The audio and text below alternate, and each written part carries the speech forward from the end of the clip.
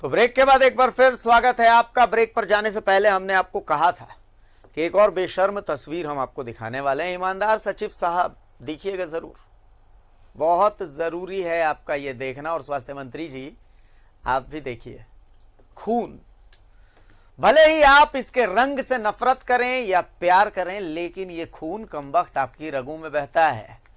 और आप चाहें या ना चाहें, आपको इसकी जरूरत तो है ही। जब आप ठीक रहें तब भी, और जब आप बीमार रहें तब भी। जब आप बीमार हो जाते हैं तो डॉक्टर कहते हैं कि आपको खून चढ़ाना पड़ेगा। इस खून के लिए ब्लड बैंक होता है, आप वहां जाते भी हैं। लेकिन अगर आप रिम्स जाएं तो आपको दलाल मिलेंगे जो खून बेचते हैं। ऐसे ही पूरे एक दलाल गिरोह का न्यूज 11 भारत ने पर्दाफाश किया। देखिए न्यूज 11 भारत का ऑपरेशन लाल का दलाल, दिखाइए वो ऑपरेशन। ऑपरेशन लाल के दलाल। कैमरे के सामने आएगा दलालों का गिरोह, पूरे नेक्सस का होगा खुलासा। रिम्स के चप्पे चप्पे पे दलालों का कब्जा है। भले ही रिम्स प्रबंधन के तरफ से आपको रिम्स परिसर में कई ऐसे जगहों पर यह सूचना मिलेगा कि वह दलालों से सावधान रहें। न्यूज 11 भारत ने कई बार उन दलालों की दलाली भी दिखाई है, लेकिन इस बार हम रिम्स ब्लड बैंक के एक दलाल, या फिर ये कहें कि पूरे एक गिरोह का भंडाफोड़ करेंगे, वो भी कैमरे के ऊपर। और इसमें हमारा साथ देंगे रिम्स के जूनियर डॉक्टर एसोसिएशन के सदस्य, यानी कि रिम्स के जूनियर चिकित्सक। रिम्स में घुसते ही सबसे पहले आपको जो नजर आएगा वो बैनर, जिसमें लिखा होगा दलालों से सावधान रहें। लेकिन दलाल पूरी शिद्दत के साथ रिम्स में सक्रिय है। हमें खबर मिली कि रिम्स में खून के दलाल सक्रिय है, तो हमने सोचा कि इस खेल का खुलासा किया जाए। तो बस इस खुलासे में हमने रिम्स के चिकित्सकों की मदद ली। रिम्स के एक चिकित्सक ने मरीज के परिजन बनकर खून के दलाल से बात की, जिसका नंबर हमारे सूत्रों से हमें मिला था। और जो बातचीत हुई वो सुनिए। ब्लड का जरूरत है सर रिम्स में। न्यूरो में है सर। कौन नंबर दिया है? नंबर यही गाँव का गुमला से बोल रहे हैं, गुमला के आदमी हम लोग। पेपर बना लिया है आप? हाँ हाँ पेपर बना लिए सर। पेपर आप ही के पास है कि जमा कर दिए? नहीं मेरे पास ही पेपर है सर, हम लेके अभी घूम ही रहे हैं। ब्लड कोई मिल नहीं रहा है। ब्लड ओ पॉजिटिव है सर।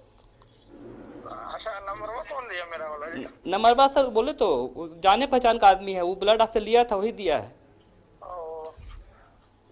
अच्छा ठीक है, आने हैं ना 10-15 मिनट में ना। हाँ नीरो सर। में डायरेक्ट आ रहे हैं, ठीक है? हाँ हाँ आइए सर। ठीक है, आके फोन कर रहे हैं। कहाँ पे मिलिएगा सर?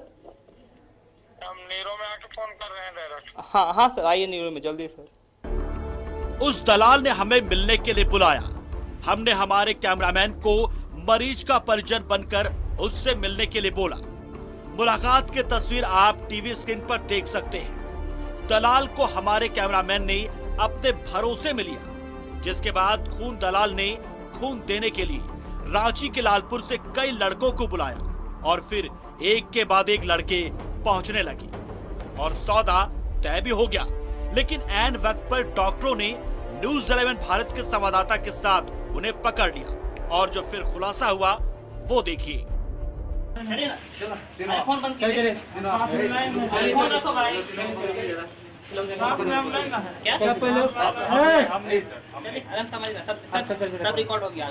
करते हैं सर, कभी नहीं करते हैं, नहीं करते हैं सर, नहीं करते हैं हम ये सब। नहीं तो हम थोड़ी पैसा का बात हुआ है, पूछिए। पैसा का बात नहीं हुआ है सर। अगर किसी का जान बचता है तो अच्छा बात ना है सर। हाँ सर एकदम आए। हाँ कि भाई ब्लड का ज़रूरत है, और तो फ़ोन किया हमको, तो हम इसको कॉल किए तो वो बोला कि कुछ इमरजेंसी है भाई, अगर तुम दे देगा तो उसका जान बच जाएगा और तुमको कुछ पैसा मिल जाएगा। तो हम लोग आए, तो हम ब्लड देने वाले नहीं थे, तो इसको हम कॉल। कितने पैसे की बात हुई थी, कितना पैसा मिलेगा? बोला था कि 1000 रुपये हम आपको दे देंगे और उनका जान बच जाएगा, बहुत इमरजेंसी है, कर दो भाई, रिक्वेस्ट करने लगा। नहीं सर, हम टेस्ट कर लीजिए। अब मेरा कुछ नशा हम नहीं करते हैं, आप चेक कर सकते हैं। मेरा जो ब्लड में आता है पता चल जाता है कि नशा होता है कि नहीं। आप टेस्ट कर सकते हैं, हम कोई नशा नहीं करते हैं। गर्लफ्रेंड का खर्चा ज़्यादा है? सर गर्लफ्रेंड तो, लेकिन खर्चा उर्चा इतना नहीं है।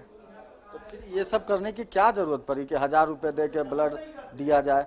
पढ़े लिखे हो, युवा हो, नहीं पता है कि रक्तदान डोनेट ही करना है सर हम लोग को मतलब कुछ ऐसा नॉलेज ही नहीं था, कुछ ऐसा कुछ होगा हम लोग कुछ पता ही नहीं था। हम लोग को मतलब ऐसा वो बोला ना, ऐसा फंसा दिया हम लोग को। ये दलाल युवा है, कॉलेज में पढ़ने वाले युवा जो अपना खर्च निकालने के लिए ये काम करते हैं। गर्लफ्रेंड मैनेज करने का खर्च खून देकर चलता है कि जब भी कोई ऐसे जो है दलाल या कोई पैसे की मांग करे, वो जो है तुरंत जो है ब्लड बैंक में आकर के जो है मेडिकल ऑफिसर को जो है सूचना दे कि पैसे की लेन देन कर रहा है। उन्हें इनफैक्ट कि उनके पेशेंट के जो डॉक्टर हैं उनसे हमारे रिम्स के जो है अधिकारी वो बात करेंगे और हम उनको जो है फ्री ब्लड बिना रिप्लेसमेंट के ही हम उनको देंगे। तो हमारी अपील है कि वो जो है दलालों के चक्कर में नहीं पड़े।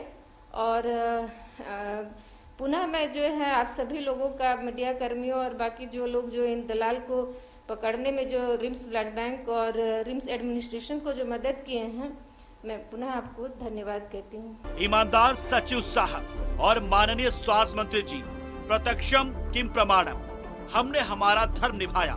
उम्मीद करते हैं आगे आप भी अपना धर्म निभाएंगे। न्यूज़ 11 भारत के लिए रांची से सत्यव्रत किरण की रिपोर्ट। तो दो तस्वीरें हमने आपको दिखाई हैं और दोनों बेशर्म तस्वीरें हैं। दोनों तस्वीरें ऐसी हैं जिस पर हमें शर्म आ रही है। पहली तस्वीर जहां खटिया पर एक आदिवासी महिला प्रसव पीड़ा से जूझती हुई, तड़पती हुई अस्पताल के द्वार पर जाकर के प्राण दे देती है। नवजात भी प्राण दे देता है, रास्ते में प्रसव हो जाता है, एक एम्बुलेंस तक उसे मयस्सर नहीं है। दूसरी तस्वीर जहां रिम्स पहुंचने वाले दलालों के चंगुल में फंस जाते हैं। जो काम स्वास्थ्य विभाग को करना चाहिए वो काम न्यूज़ 11 कर रहा है। बहुत शुक्रिया है उन डॉक्टरों का जिन्होंने हमारा सहयोग किया। लेकिन मैं फिर यही बात कह रहा हूं कि झारखंड का सबसे बड़ा दुश्मन यहां के ईमानदारी वाले अफसर हैं। ये जो ईमानदारी है ना, इस ईमानदारी पर तो हमें फक्र है, लेकिन इस ईमानदारी का जब घमंड हो जाता है तो वो नुकसान पहुंचाने लगता है।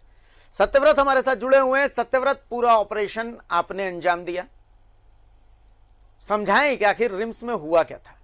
सबसे पहले कैसे दलालों की आपको जानकारी मिली और जो दलाल सामने आए असल में उनका बैकग्राउंड है क्या? सत्यव्रत। नहीं, देखिए अभिषेक, सबसे पहले सुबह मुझे एक फोन कॉल आया था जो कि रिम्स के ही एक कर्मचारी हैं, सूत्र कह सकते हैं उन्हें। उन्होंने हमें यह जानकारी दी कि एक व्यक्ति है जो कि पिछले कई दिनों से लगातार रिम्स ब्लड बैंक का चक्कर लगा रहा है और आर्थिक रूप से जो कमजोर मरीज रिम्स पहुंचते हैं उनके परिजनों को ठग रहा है। उसके बाद मैं रिम्स पहुंचा और जो हमारे सूत्र हैं उसने हमें एक कागज का छोटा सा टुकड़ा दिया जिसपे 2 नंबर लिखे हुए थे। चूंकि वो रिम्स का कर्मचारी है, कहीं ना कहीं रिम्स के प्रबंधन से उसे डर है। उसने हमें चुपके से कहा कि आप इस नंबर को ट्राई करें और आपको पैसे देकर ब्लड दिए जाएंगे। उसके बाद मैं इस पूरे होमवर्क पर लगा। सबसे पहले रिम्स के जूनियर जो चिकित्सक हैं उन्हें इस बात की सूचना दी, चूंकि एक बड़ा भंडाफोड़ था और वैसे में कहीं ना कहीं रिम्स के लोगों को का होना जरूरी था। सबसे पहले रिम्स के जूनियर डॉक्टर एसोसिएशन के सदस्य हैं डॉक्टर विकास, उनसे बात हुई। उनके साथ डॉक्टर अनितेश और डॉक्टर चंद्रभूषण जो कि रिम्स ब्लड बैंक में ही हैं, पैथोलॉजी के चिकित्सक हैं, बेहतर डॉक्टर हैं, दोनों काफी व्यवहारिक हैं। उनसे बातचीत हुई और उसके बाद हमने ये ठाना कि उस दलाल को पकड़ा जाए। सबसे पहले मैंने चंद्रभूषण जो डॉक्टर हैं उन्हें वो नंबर दिया और डॉक्टर चंद्रभूषण ने उससे मरीज के परिजन बनकर बात किया कि उन्हें ब्लड की जरूरत है। उनकी अब जो मरीज है वो रिम्स के न्यूरो सर्जरी विभाग में भर्ती है और उसे ब्लड चाहिए। जो दलाल है वो पूछता है कि आपको नंबर कहां से मिला। चूंकि यह दलाल है, पिछले कई वर्षों से जो है लगातार इस तरह के खून की जो दलाली है वो कर रहा है। वैसे में चिकित्सकों ने कहा कि उसे किसी व्यक्ति ने नंबर दिया है जिस व्यक्ति को उसने पहले ब्लड बेचा था। उसके बाद वो व्यक्ति कुछ घंटे बाद रिम्स पहुंचता है, रिम्स के ब्लड बैंक पहुंचता है। चूंकि मुझे कई लोग जानते हैं टीवी के माध्यम से, रिम्स में लगातार मैं खबरें कवर करता हूं, तो वैसे में कई लोग मुझे जानते हैं, कई दलाल भी मुझे जानते हैं, भले ही मैं उन्हें नहीं जान पाता। वैसे में हमारे कैमरे के सहयोगी हैं जो कि हमेशा कैमरे के पीछे रहते हैं, राजेश तिर्की, मैंने उनका सहारा लिया। राजेश जो है वो मरीज के परिजन बने, उसके बाद उन दलालों से उनकी बात हुई और देखिए कितना बड़ा यह गिरोह है। जो व्यक्ति है, जो राशिद नाम बताया जा रहा है, और मांझी से रिम्स पहुंचा था ब्लड दिलाने के लिए। इससे पहले भी वो ब्लड बैंक में ब्लड की दलाली करता हुआ पकड़ा गया था। उसने अपना जो जाल है वो पूरे रांची शहर में बिछा रखा है। रांची के जो युवा हैं उन्हें जो है प्रेरित किया जाता है, उन्हें पैसे देकर जो है वो ब्लड देने के लिए मजबूर किया जाता है, प्रोत्साहित किया जाता है। और अभिषेक, मैं आपको बता दूं कि ये जो पूरा गिरोह चल रहा है वो किसी एक जगह का नहीं है। आज हमने जिन युवाओं से बातचीत की, जिन युवाओं को रक्तदान के लिए बुलाया गया था, बदले में 1000 रुपए भी दिए जाने थे, वो सभी युवा लालपुर के रहने वाले हैं। और रांची शहर में ऐसे कई युवा हैं जो शायद अपना खर्च नहीं उठा पा रहे हैं, अपने परिवार, अपने अभिभावक के द्वारा जो पैसा उन्हें दिया जाता है पढ़ाई लिखाई के लिए, रांची में रहने के लिए, वो शायद उनसे मेंटेन नहीं हो पाता है। और यही कारण है कि इस तरह के जो दलाल हैं उनके चुंगल में वो फंसते हैं।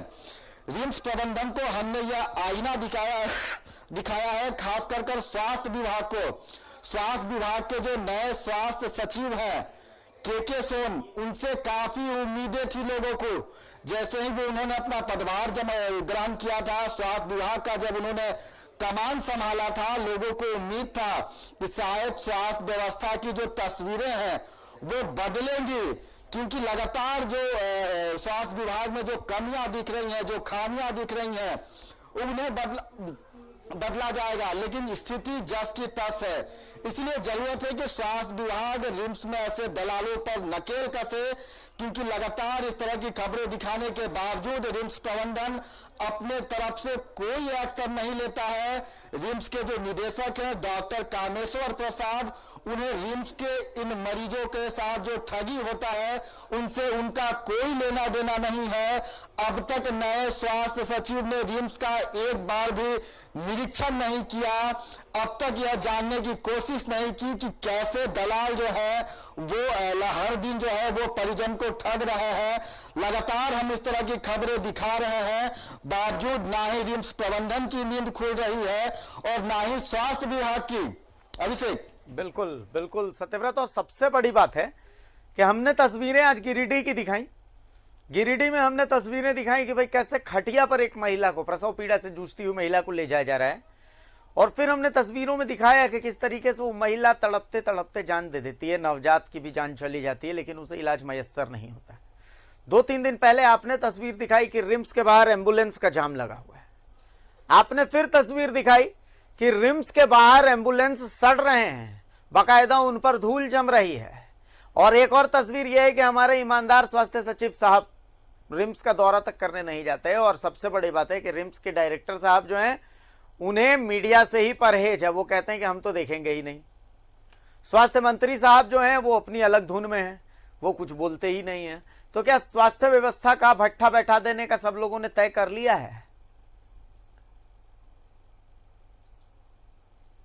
नहीं, बिल्कुल जिस तरह की कार्य प्रणाली है स्वास्थ्य विभाग की, शायद यह कहना गलत नहीं होगा अभिषेक कि रिम्स प्रबंधन और स्वास्थ्य विभाग चाहता है कि हर दिन जो मरीज हैं, जो परिजन हैं, वो ठगे जाएं, क्योंकि हर दिन जो है सैकड़ों की संख्या में राज्य के विभिन्न जिलों से मरीज रिम्स पहुंचते हैं इस उम्मीद के साथ कि उनका मरीज ठीक हो जाएगा। लेकिन रिम्स में जिन कुव्यवस्थाओं का उन्हें सामना करना पड़ता है, उस व्यवस्था को कैसे बदला जाए, ये ना ही नए सचिव महोदय चाहते हैं और ना ही रिम्स के निदेशक। आपको याद होगा अभिषेक कि कुछ दिनों पहले हमने ही यह खबर दिखाई थी कि रिम्स का जो अपना एम्बुलेंस है, यानी जो सरकारी एम्बुलेंस है, उन एम्बुलेंस पे सामान ढोए जा रहे थे और रिम्स जो मरीज जिन्हें एम्बुलेंस के माध्यम से पहुंचना चाहिए वो ठेला गाड़ी के माध्यम से पहुंच रहे थे। पहाड़ी मंदिर के पास के रहने वाले एक व्यक्ति के पैर में चोट लगी थी और जब वो डॉक्टर के पास रिम्स गए थे, उनके पास एम्बुलेंस नहीं नसीब हुआ और उन्हें ठेला गाड़ी से लेके आया गया।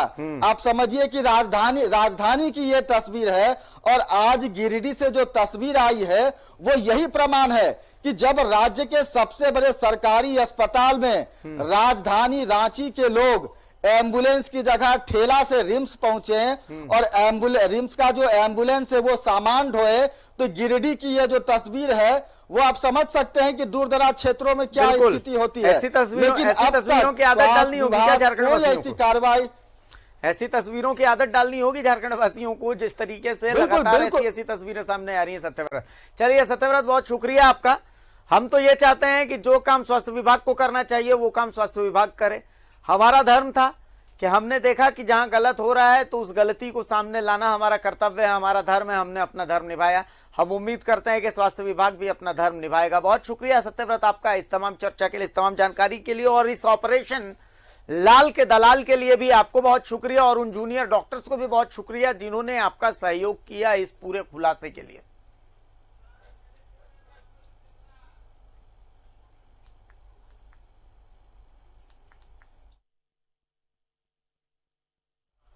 गुमला के कामडारा में 5 लोगों की हत्या हुई। हत्या नहीं बल्कि नरसंहार हुआ, लेकिन पुलिस ने इस हत्याकांड का खुलासा कर दिया।